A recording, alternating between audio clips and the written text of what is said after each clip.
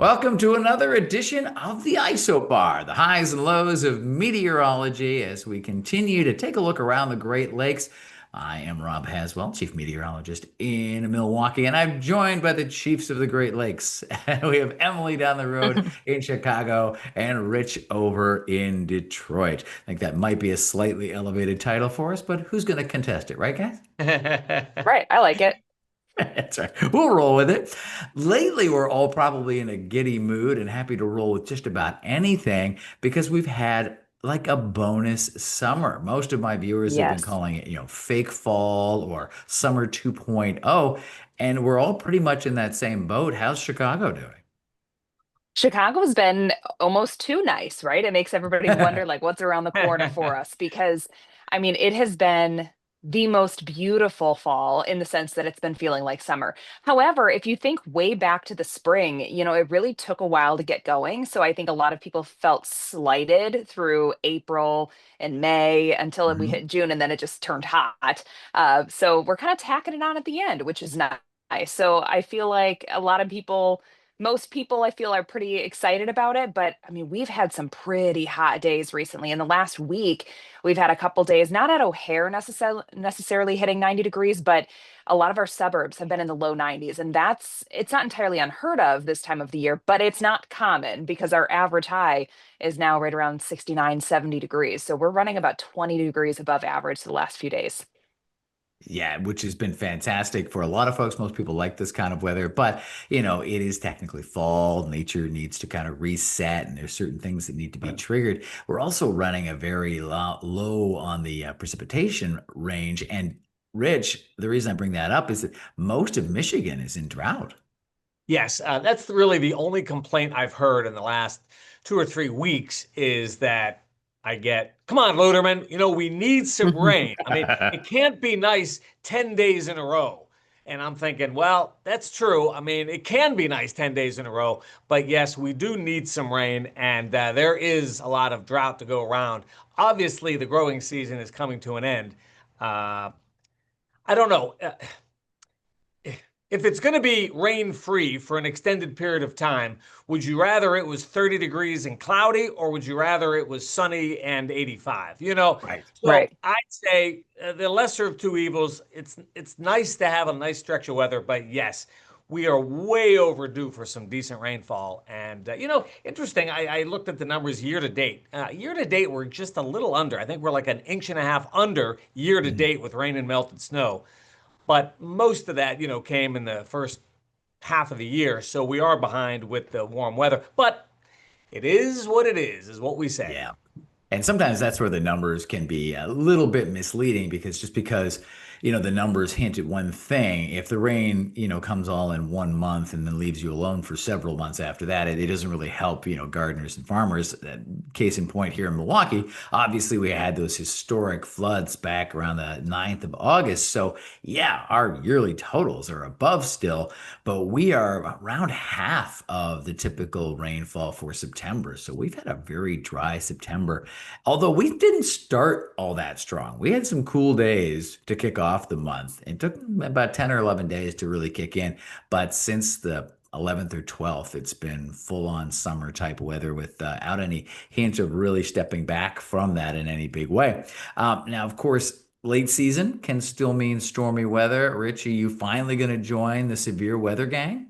Well, it's possible. I put some numbers together and I just reel off a few of these late season events we've had. October 23rd, 2020, line of strong to severe storms, many power outages. Again, that's third week of October. We had that in Southeast Michigan. October 7th, 2017, we had two tornado warnings in Southeast Michigan, Oh, a wow. lot of power outages. November 17, 18, 2013, convective gusts here in the metro area to 70 miles per hour with thunder showers. And then way back in 2007, October 18, 19, we had five overnight tornadoes. That was a big one. I remember it. Mhm. Thankfully, there were no fatalities or serious injuries. But even into middle October, uh, we can get severe weather. And I know Milwaukee and Chicago can as well. I mean, it's not unheard of to get these late season events. Yeah. Well, Yeah, I mean, Wisconsin has just a few. reported a tornado in every month of the year. That changed just a Yep. few years back. And I know, Emily, I mean, Chicago, obviously, especially the greater Chicago area, so much opportunity there. Yeah, that's right. I was just going to mention a few years back, as you were just mentioning, we actually had a tornado in every single month of the year. I believe it was in 2022 when that occurred for us here in the Chicagoland area. So we've had a couple very busy years, and we've covered this a little bit over the last couple of episodes, but a lot of the severe weather that we've been dealing with this year is much more so flooding and those torrential downpours. And we've had some pretty high winds with some of our storms that have come through this year. But fortunately, we have been so, and I don't want to jinx it, but I mean, we have been so lucky when it's come to our tornado count. It's been much Sure. more normal for what's considered to be average for the Chicagoland area, which stands around 15 or 16 tornadoes a year in our DMA, which is our designated market area. But the last couple of years, we were in the 50s, we were in the 60s with our tornado count. So this year, while it has felt quiet, it's actually been very normal. So we'll take normal. I guess it makes sense, right? When things are full on for long enough, you forget what normal feels like, and then Yeah. normal feels kind of slow. Hmm. It's the human aspect of our forecast.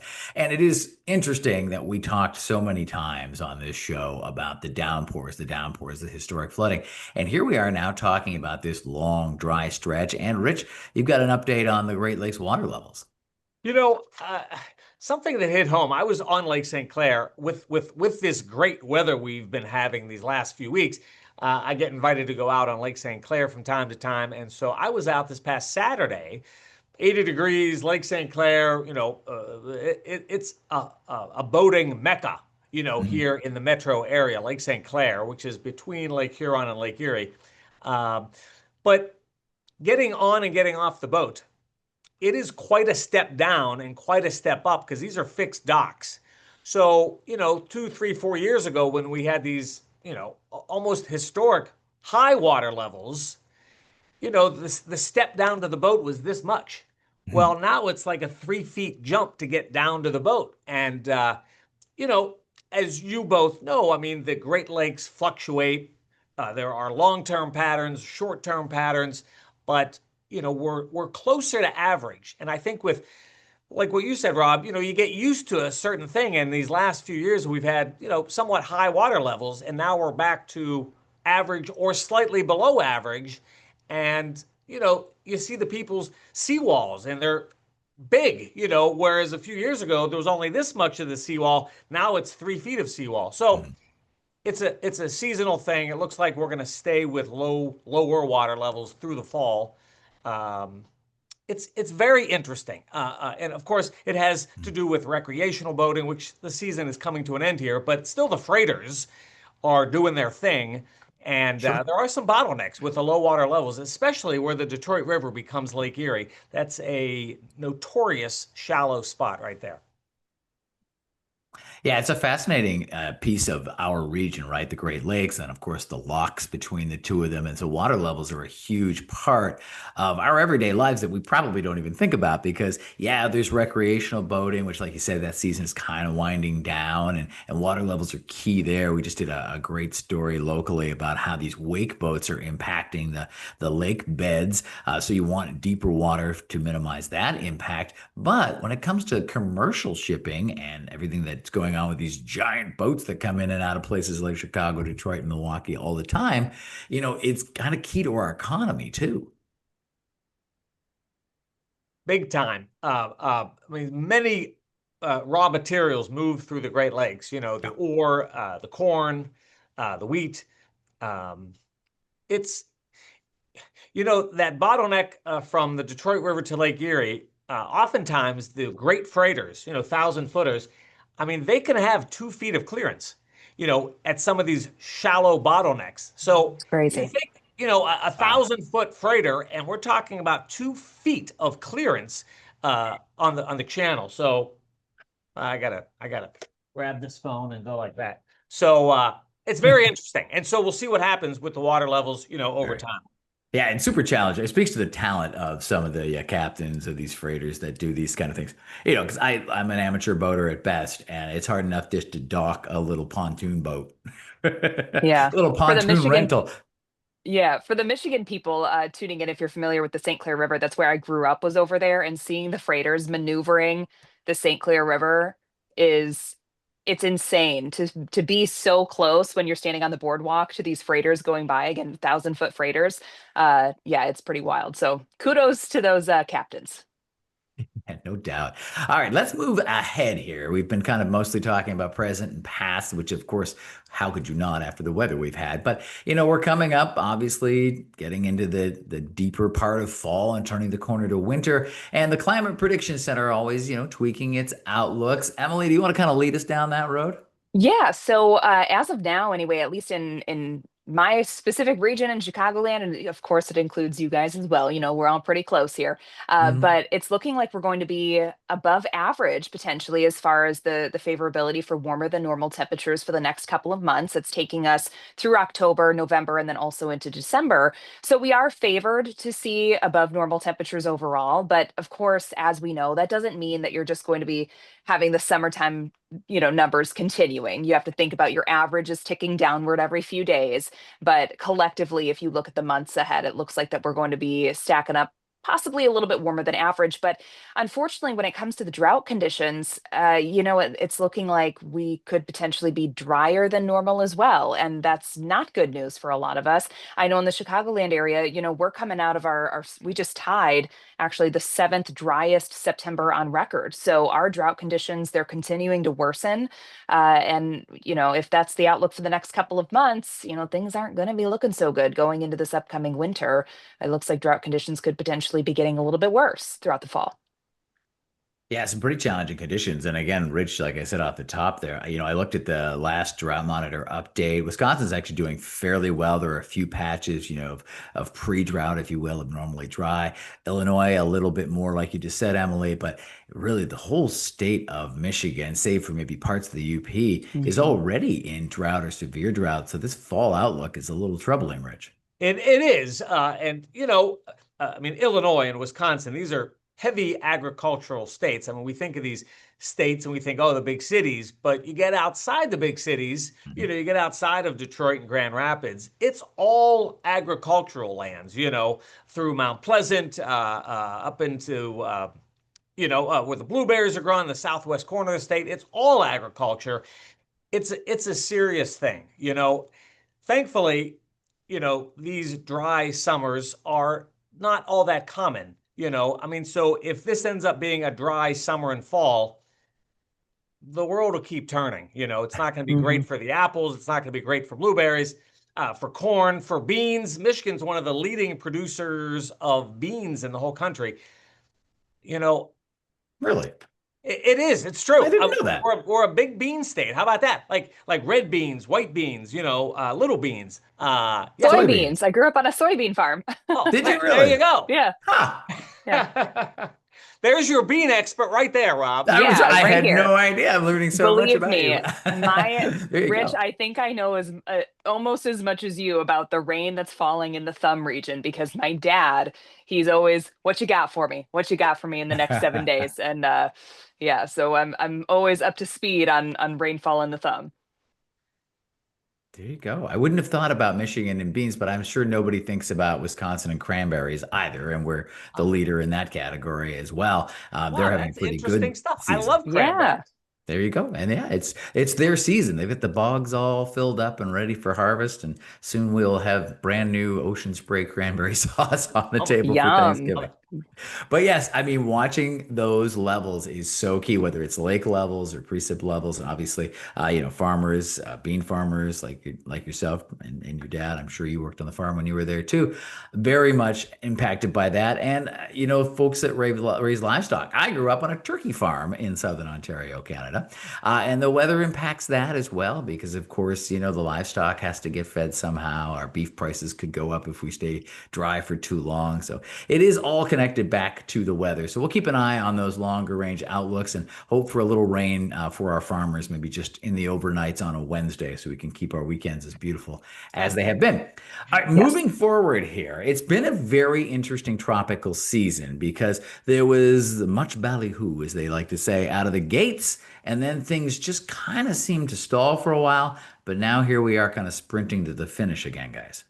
Yeah, we really are. So typically, if you think about the hurricane season, we peak in sometime mid-September or so, and then we're still very active going through October and into November. But the latter half of hurricane season is typically when you see more frequent storms, and a lot of that is coming down to a couple different factors, but one big one being the sea surface temperatures, and then the lack of Saharan dust. So typically, the Saharan dust that begins to taper off, or at least not have as much of it across the eastern Atlantic by the later half of hurricane season. So that allows for the atmosphere to typically be a little more conducive.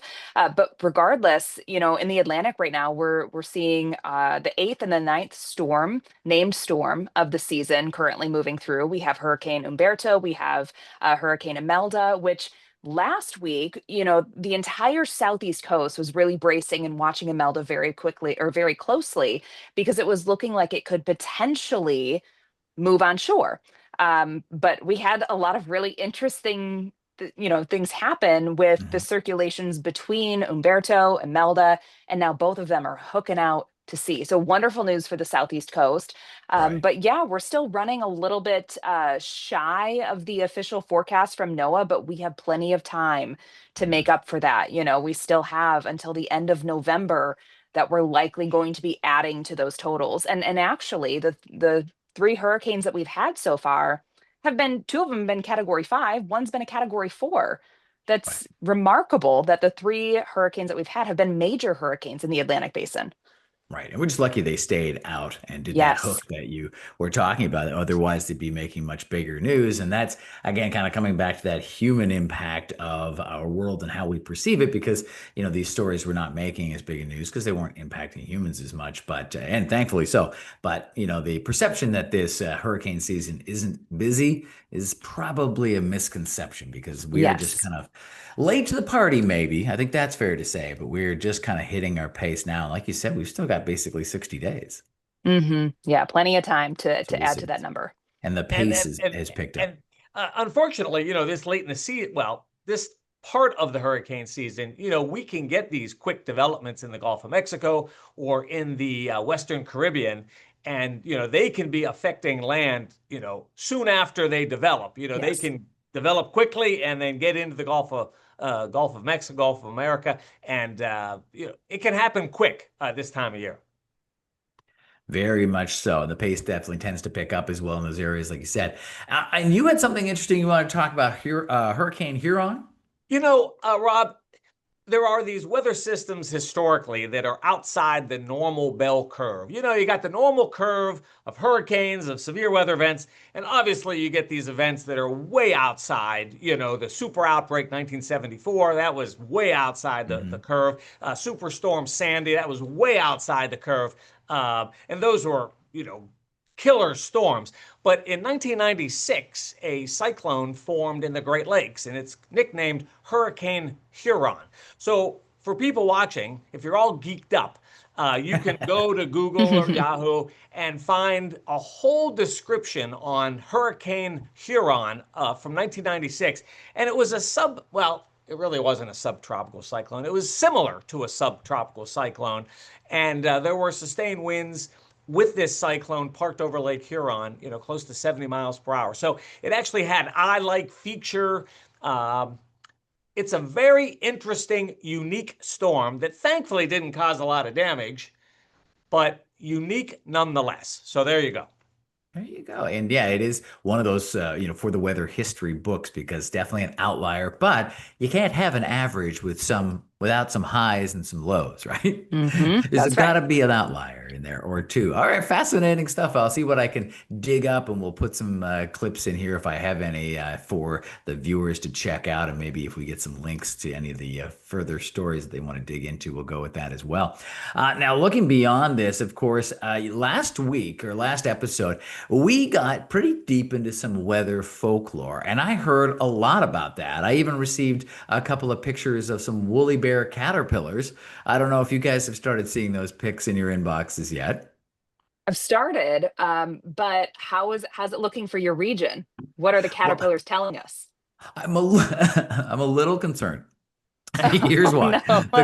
The woolly bear caterpillar that I got just yesterday had absolutely no black stripes. Now, we all know there is No. nothing to that at all. There is no connection between the length and severity of the winter and how many black stripes on a caterpillar. But it was very odd to me that I'd never seen one without a black stripe at all. So that's a little hard to categorize. Yeah, the one that I've seen, I saw one personally, and that's about it. But it was just a tiny little stripe of the orange. So maybe we're okay in Chicago. There you go. Well, I think it was great. We talked about the persimmon seeds and all that kind of stuff. So I thought, well, let's dig deep in there. You know, the kids like to say, don't sleep on something. Let's not snore on the weather lore. So I went a little deep here, try to, cut me a little slack with this one because I know none of this is truly scientific, but boy, is it fun. So for September, there are some little like limericks and little rhymes and things like that that people used to go by to tell them how September would play out or how the months ahead would play out. So I kind of stacked that up against what actually happened just to see. So according to weather folklore, if September 1st be fair the entire month. Fair meaning, of course, the weather term, calm, sunny. Mhm. So Milwaukee was 74. It's a little cool for this time of year, but it was dry. Now, it has been pretty fair for the remainder of the month, but I don't know that you can really call what we've had just fair weather. Do you? Yeah, I don't know. I don't know if I'd just Probably a call it stretch. fair. Yeah. Yeah. I think it's, when you've got highs routinely in the 80s, I mean, it's fair as far as dry goes. So we'll give them maybe a half a point for that one. So then, of course, if you get heavy rain in September, so saith the old weather folklore, it will lead to drought. So that's Wow. interesting that we have had drought-like conditions in September. I don't know what it'll mean in the days ahead. Definitely, we did have heavy rainfall before. Hmm. There's one about this specific. This is oddly specific. So apparently, if September 19th, there's a storm from the south, the winter ahead will be mild as a mouse. Wow. Now I look back from Milwaukee, and I think the same would be true of Chicago, at least. Yep. Rich, you'd have to like really work your memory there to see. But we did have a storm system. I don't know if you can call it a storm in Milwaukee, as we only recorded a few tenths of an inch worth of rain, but there was a storm. I don't want to put you on the spot, but do you guys do you remember the 19th at all? The 19th, I feel like it was very nice around here because, and the only reason I know that right off the top of my head is because my birthday's the 20th. So I was making plans on the night, on the 19th, and it was quiet, if I remember correctly, in the Chicago area. So maybe we're okay. Could be in for a doozy. Who knows? Yeah. Moving on, then we got this one again is the very specific to the date, and there a lot of these have kind of a religious background. So on the 29th, it is St. Michael's Day, and it says if St. Michael's brings many acorns, Christmas will bring snow. So you guys, I don't know. There's not a lot of oak trees in my neighborhood. Maybe you guys, the Oak Leaf Trail leading down to Chicago. Have you got a lot of acorns, Emily? So I can only judge off of the one tree that I walk past to get my daughter to school, and acorns are all over the Uh-oh. street and the sidewalk. So if I'm judging from that very one tree that I see every single day, you know, then maybe. Small sample size for sure, Yeah, Rich. that's right. Oh, well, we do have some acorn trees near where I live, up near the school, and also Buckeye trees, the Oh, big yes. Oh, Buckeyes. okay. And, some of the Buckeyes they have like that prickly covering on it. It's quite sharp, and then some of them are more smooth. Uh, I have noticed more Buckeyes lately. I wonder what that means. There must be an Ohio State reference in there. Buckeyes, Michigan. Right, I'll right. figure it That's out. But snow we up don't to talk your about mid Ohio, so thighs. it's I don't fine. know. Got to make it rhyme for a weather thing. And then there are a couple we're going to watch in October. So try to, make a little mental note of this. We're not going to make a, research paper out of it because there's zero science, but it is fun. In October, apparently, for every day of fog, there's a day of snow in winter. Oh, Oh, I feel like Hmm. we would be doomed. Right. wow. If it was September, this is for Yeah. October. September. Oh, okay, okay. Yeah, So September maybe was not as foggy bad. like every day for 2 weeks. And then the other one to watch is if the full moon brings no frost, we won't see frost again until the November full moon. So we've got the October full moon coming up pretty soon here, which is technically this year the harvest moon because of the way things played Rob, out. you get an A+ for looking all these up. You get A+, brother. Little research bonus marks there. So Wow. we'll pay attention, try to remember the full moon and see how many times we get fog in October, and we'll just see if that plays out coming into the winter. Guys, we've run through our time for today. That was a lot of fun. Thank you so much for joining me again. We'll be back here in a couple of weeks with a brand new episode of the Isobar, the highs and lows of meteorology.